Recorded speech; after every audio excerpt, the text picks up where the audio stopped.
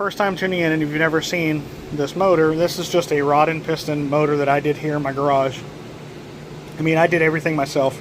Honed the block, or punched the cylinders out 4/1000ths, honed the block, did the pistons, you know, everything. I did all of it myself. Be like, you crazy son of a bitch, you can't be doing that, you gotta send it off to the machine shop. Well, yeah, you're right. I mean, but it's not the first time that I've done this, and we're only talking about 4/1000ths. And then if you have the right tools and you know how to measure the block and the bores and make sure it's not out of round and all that different stuff, then, like, you know, it's not a huge undertaking. Now, if it was 10/1000ths or more, absolutely, I would have sent it off to my guys over at Richmond's Machine Shop, and they would have did the bores for me. But I figured, what the hell, do it myself, because I'm hell bent on trying to do as much as I can on this motor and this build without it involving as minimal outside help as possible. So, anyhow, 4/1000ths over, slightly bigger piston for the man. It's the Manly pistons that are in there. Turbo tough rods, I believe it's an H-beam rod. Of course, ARP stud hardware.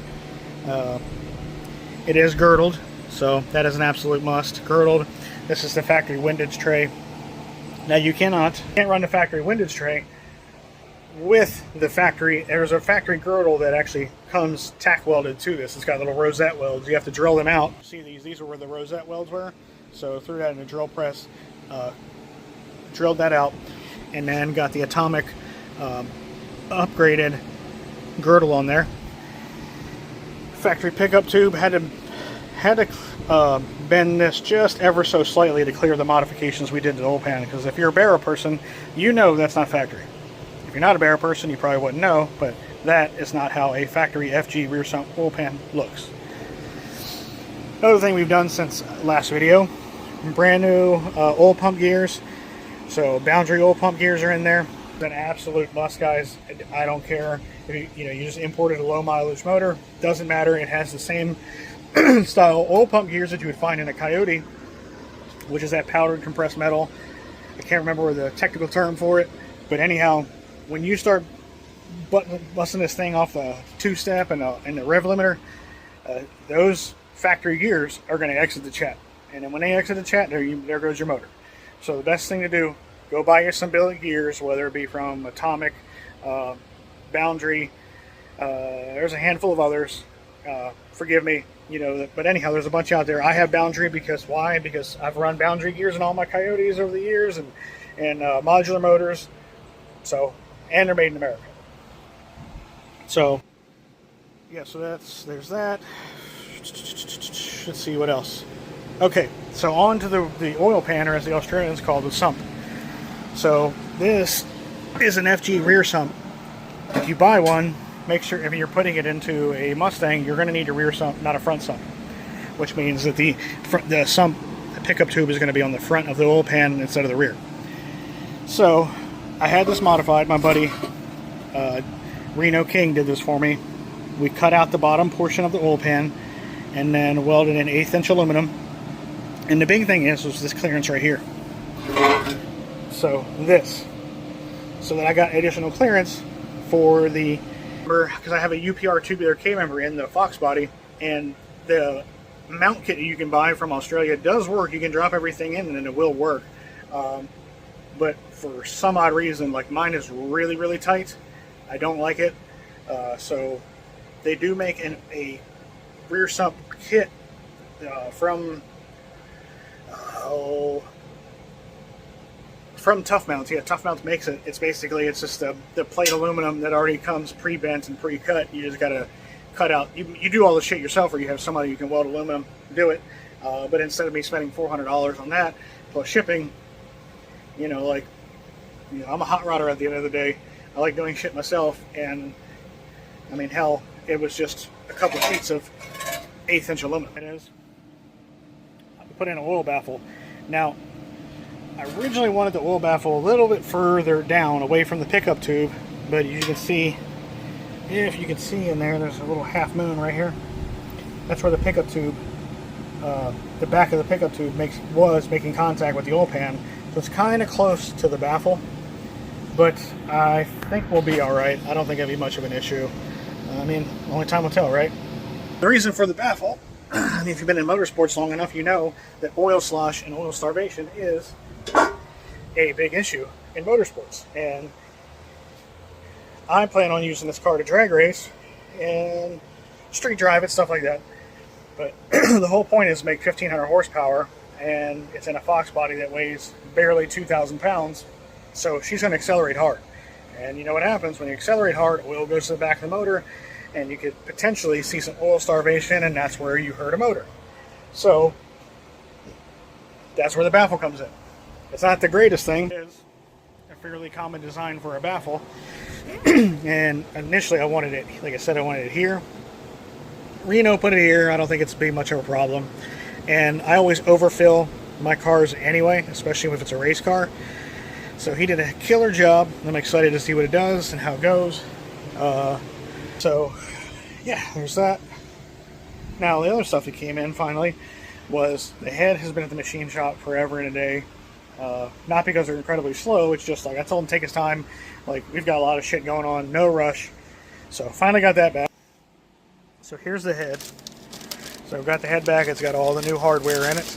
So we got new stainless steel valves, and then the upgraded springs from Kelford. This is the spring that I was told by Kelford to run these because obviously we're going to be throwing much higher cylinder pressures at it. And then the other thing is you know, just you want an upgraded spring, especially when you're beating on this thing high RPM and running a stick shift car, ignition cuts, all that stuff. I don't want to have any kind of issues.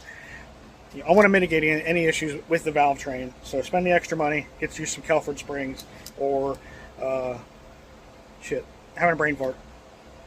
There's a few other companies out there as well. The other thing we did, machine shop did, you can't see it, but there is a shortened valve stem seal, or it's a smaller one, as well as a valve guide has been shortened as well. Why? Because we're running the 218Cs, baby.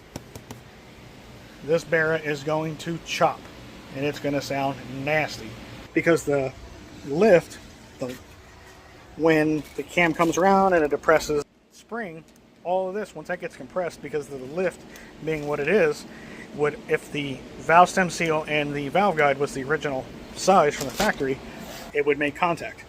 And that's not good. That's bad news bears. We'd be burning oil, car would be smoking, and then it ultimately lead to bigger issues. So I had them shorten that a few thousandths. So head should be good to go. There's no need to do any porting on the Barra head, not at this level.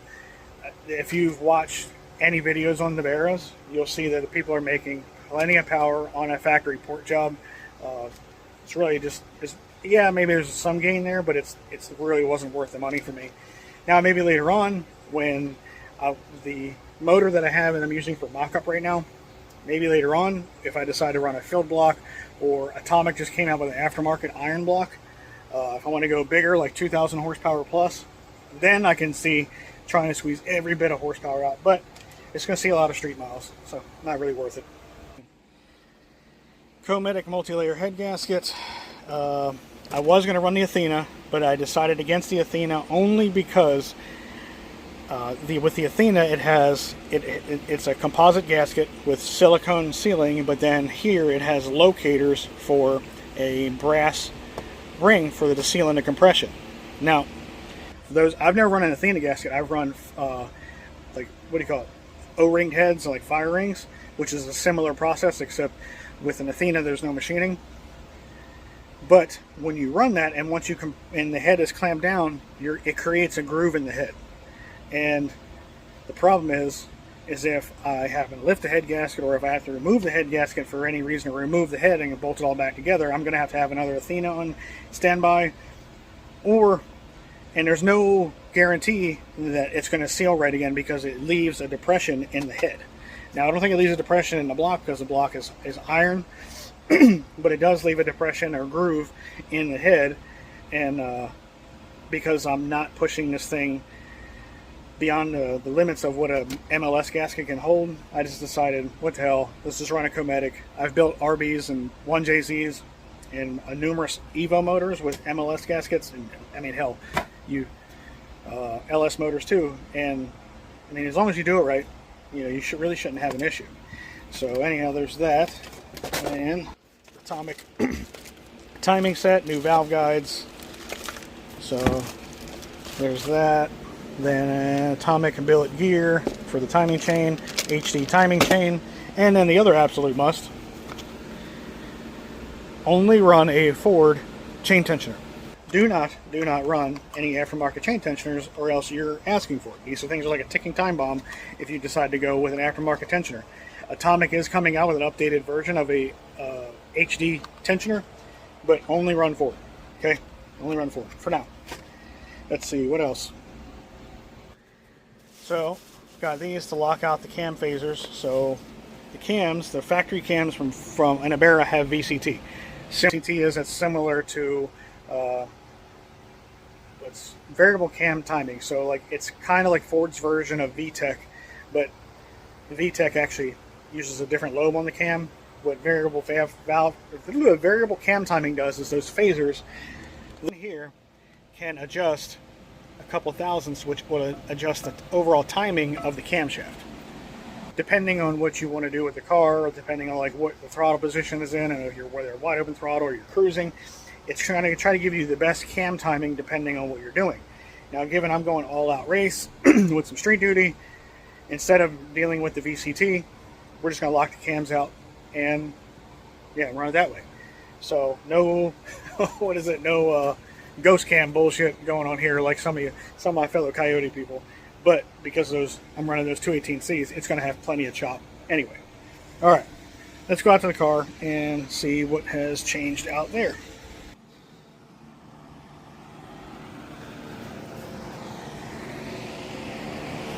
There she is. Forgive me if the fan's loud. It's hot as shit out here. It's like 98 degrees and the humidity is like 80%, 90% right now. We've just had a bunch of rain. So, Cajun style pin on hood. I've made numerous videos about updating, like working on this, and I've just never quite been happy with it. But filled in all the holes and touched up all the bad spots with actual fiberglass and resin. I was using body filler. I just couldn't stand it. But had to fill in all the holes, do the corner, fill in what used to be a turbo vent or inlet, and then clean all this up, sand the edges. So the reason why I filled in all the holes is because we went with Motion Raceworks, what do you call it, Zeus rails. So Motion Raceworks, owned by Doug Cook, they make off-the-shelf Zeus rails that you can put in, rivet to your car, and this goes on either factory or fiberglass front end. Now these are factory fenders, so rivet these on, and it comes with all the hardware you need to do your pin on hood.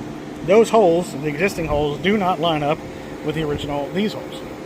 And then the ones that kind of line up were like it looked like two holes on top of each other, so it was elongated, looked like shit. And last thing I want to be doing is 180 miles an hour with a Zeus fastener that's being held on like in a really sketchy manner because it'll fly off. And if you've ever lost a body panel, like I have, it's not fun. It gets expensive, and then it could potentially lead to damage to the other person's race car, and that's pretty fucked up. Yeah, so new Zeus rails. Finally got the whole front end fitted, and then I'm happy with it.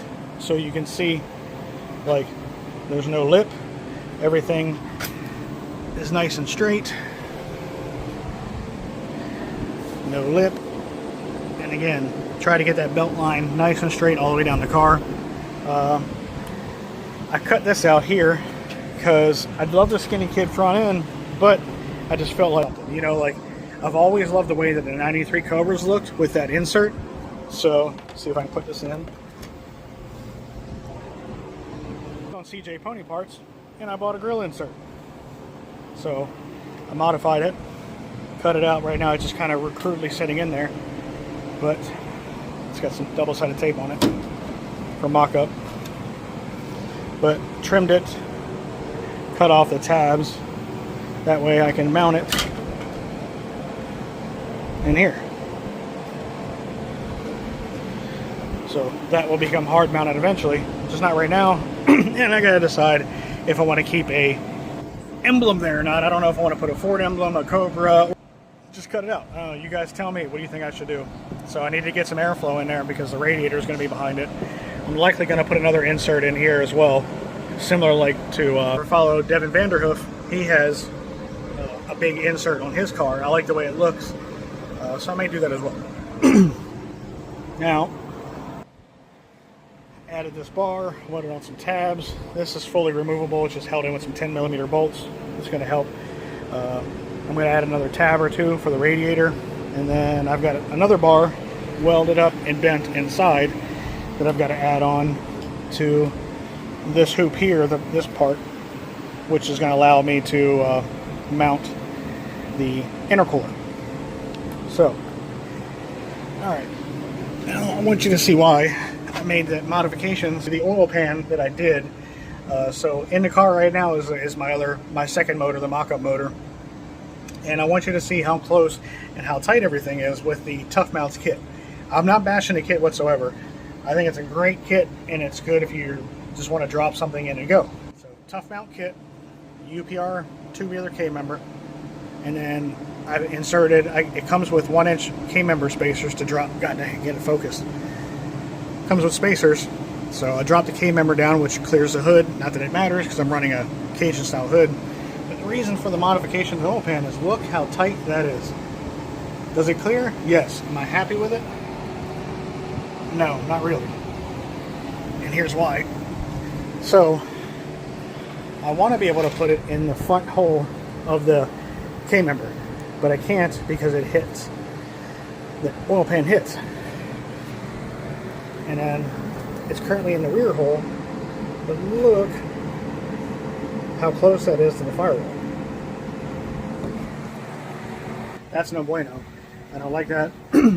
So by modifying that other oil pan for the first motor, this will allow the motor for me to get the motor in the position where ideally I want it, and I can bolt the Liberty transmission to it, because currently, look, that's going to be a pain in the ass to mount the transmission without beating the ever-living shit out of the transmission tunnel. So, I have a Liberty LSC 5100 that's going behind it, which doesn't take a whole lot of room, but still, I have an SFI bell, which is pretty stout, and so I'm going to need the room, and modifying the oil pan will allow us to get that room. Let's see.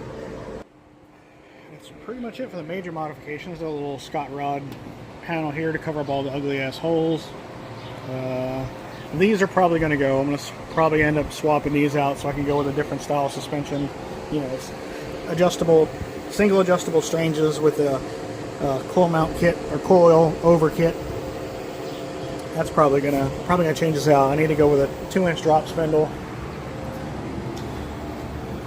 And car's dirty as hell. But not a whole lot has changed on the inside if you've been watching the videos. Just the X-brace, cleaned up some stuff. I've got to do I still haven't got around to doing the seat mounts for both passenger driver side. I got to put the Haltech in, wire everything up, and then put in the dash. Need a dash, streetcar stuff. It's not going to be a factory dash. It's going to be a fiberglass dash, but it's the one that looks like a factory one. And then pedals, got to do the clutch pedal, and I'm going to just deciding whether or not I want to run the IC7 dash or the IC10 dash from Haltech. It really just comes down to a budget. You know, so that way I can have a full digital screen. I can see all the gauges. I don't have to run a bunch of stuff, do their keypad. I think that's pretty much it, you know. So, yeah. Jesus. I gotta do something about that. Here we go. But yeah, that's pretty much all the updates. You know, that's what's been going on here.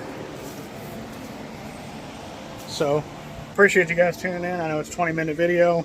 You know, I keep saying I'm going to do better about the uploads. Oh, here's that. Oh, my bad. Totally my bad. Intercooler bar, the one I was talking about, the mount. Here it is right here. So, my buddy did the bends for me. I have a little bender, that little guy, but you're not going to do 1.5 inch DOM or Molly on it. Not without kinking it anyway. So he did the bends, I welded it up. So I just got to cut the notches and then attach that to the car. But yeah, my little shop of horrors is coming along. I finally got a press in here. Got an old school Craftsman drill press. You know, just been finding some old vintage stuff here and there. Stuff that just flat out works. So there's the valve cover. I'm probably going to change that. Why? because everybody's gone with gold. Like, I painted that 2 years ago, and nobody had gold valve covers. Nobody was doing gold and black. Now every fucking swinging dick is doing gold and black. So that's got to go, and I got to change that to a color. I don't know. Maybe I'll do fuchsia or magenta or something like that. Lord knows. Anyhow, I appreciate y'all tuning in. You guys have a good one. You know, please help a brother out. Hit the subscribe button. Let's grow this channel.